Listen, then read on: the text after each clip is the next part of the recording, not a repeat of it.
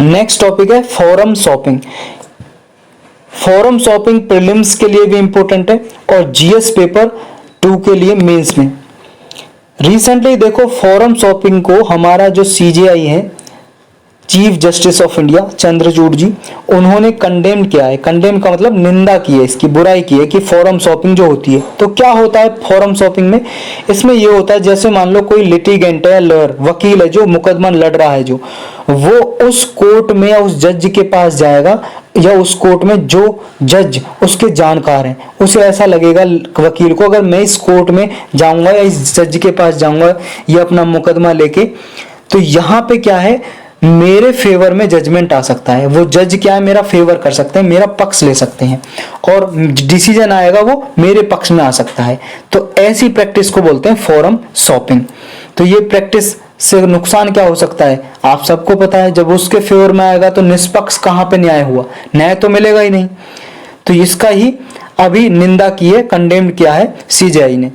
Forum shopping से क्या इसमें परेशानी? पहला तो ये नॉर्मल कोर्स नहीं है, ये अपनी मर्जी का जज और कोर्ट चुन रहे हैं। सुप्रीम कोर्ट ने इसको कंडेम किया है बहुत बार, अभी नहीं किया, पहले भी किया है। एथिकल इश्यू भी है, अनफेयर एडवांटेज है और लीगल सिस्टम का मैनिपुलेशन हो रहा है, यहाँ पे न्याय नहीं मिल रहा है निष्पक्ष तरीके से।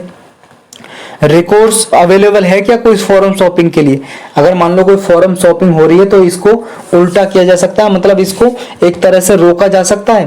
देखो कोर्ट ने कई बार अपनी डिस्क्रिशनरी पावर यूज की है। जैसे मान लो किसी कोर्ट में मुकदमा चल रहा है तो कोर्ट क्या है, हाई कोर्ट उस मुकदमे को ट्रांसफर कर सकते हैं दूसरे कोर्ट के पास, दूसरे जज के पास भी कर सकते हैं, ताकि जो जजमेंट है उसमें फेयरनेस आए और जस्टिस मिले, न्याय मिले। कोर्ट फाइन भी इंपोज कर सकते हैं। मान लो जो वकील है, लिटिगेंट है, जिसने मुकदमा दर्ज किया, केस दर्ज किया, उस पर फाइन भी इंपोज कर सकते हैं अगर ऐसा पाया गया इसने ये फोरम शॉपिंग की जो प्रोसेस है इसको अडॉप्ट किया है। कई सारे सुप्रीम कोर्ट के जजमेंट भी हैं, न्याय मतलब जजमेंट है, फैसले हैं सुप्रीम कोर्ट के फोरम शॉपिंग पे। ये देखो सुप्रीम कोर्ट का 1998 में आया था ये जजमेंट, जिसका नाम है Chetak construction limited versus Om Prakash. इसमें कहा था कि देखो जो लिटिगेंट है अपनी चॉइस से नहीं चुन सकते कोई भी कोर्ट या जज को, तो ये फोरम शॉपिंग माना जाएगा और इस पे दंड दिया जाएगा, पनिश किया जाएगा। सुप्रीम कोर्ट ने 2017 में union of India and others versus Cipla limited में कहा था कि ये देखो इसका फंक्शनल टेस्ट किया जाएगा फोरम शॉपिंग का। 2022 में सुप्रीम कोर्ट का एक और जजमेंट आया, Vijay Kumar Ghai versus state of West Bengal. इसमें भी फोरम शॉपिंग को गलत बताया कि ये डिस्प्यूट मतलब डिसरिप्यूटेबल प्रैक्टिस है, कोर्ट जो अडॉप्ट करता है और इसका लॉ के अकॉर्डिंग कोई भी सैंक्शन नहीं है, कोई भी अनुमति नहीं है फोरम शॉपिंग का। एक फोरम शॉपिंग से रिलेटेड एक टर्म न्यूज में रहती है, बेंच हंटिंग।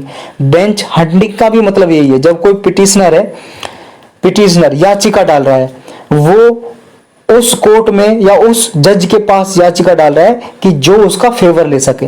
देखो फोरम शॉपिंग में क्या है, जो केस लड़ रहा है, मुकदमा लड़ रहा है, या वकील या लिटिगेंट कोई मुकदमा लड़ने वाला आदमी वो केस डाल रहा है।